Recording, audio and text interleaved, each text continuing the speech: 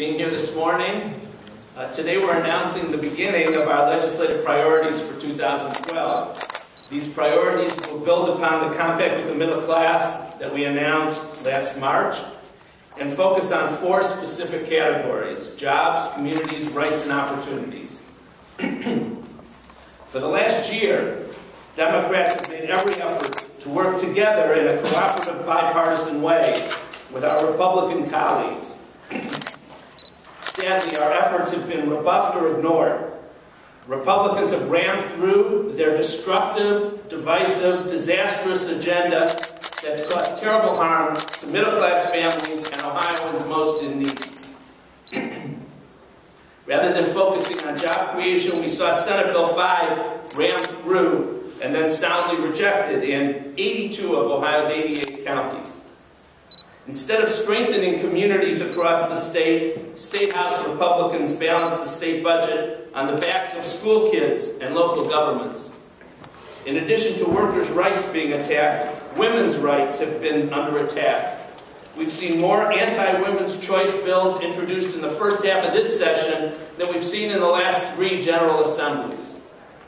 House Republicans have also targeted voters' rights in their partisan agenda. In addition to passing one of the most restrictive photo ID laws in the country, they also passed House Bill 194.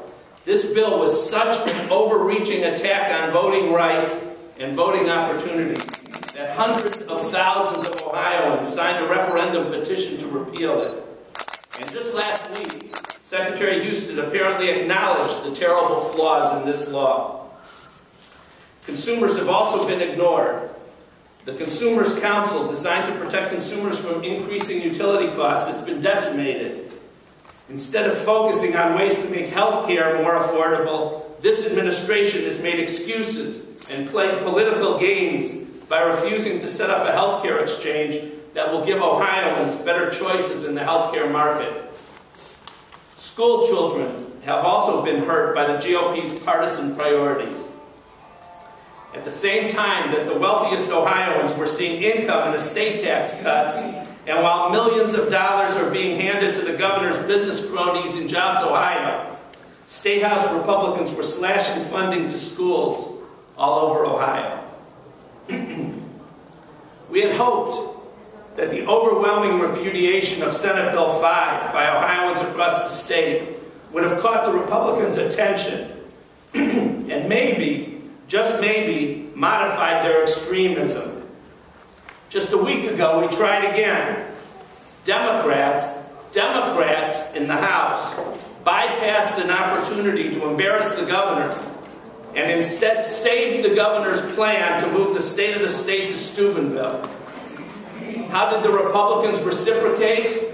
They rammed through a bill that makes it almost impossible for the victims of asbestos poisoning to even get a day in court. The Republicans in Ohio just can't let go of their extremist partisan agenda. Ohio's middle-class families, Ohio's wealthiest families, Ohio's most needy families, and those with the least deserve better. Today we are outlining a specific set of legislative priorities that will put working and middle-class families first. Instead of extremist partisan priorities, Ohioans deserve a balanced approach that will create jobs, not create giveaways to special interests. Ohioans deserve better communities with good schools and safe streets, not empty rhetoric and broken promises. Ohioans deserve to know that their rights are being protected and that they will have a fair opportunity to be successful with a good education and better workforce training. That's why we're focusing our legislative priorities on jobs, communities, rights, and opportunities. Let me briefly discuss several of our jobs initiatives first, and then I'll turn it over to other members of our leadership team to discuss other initiatives.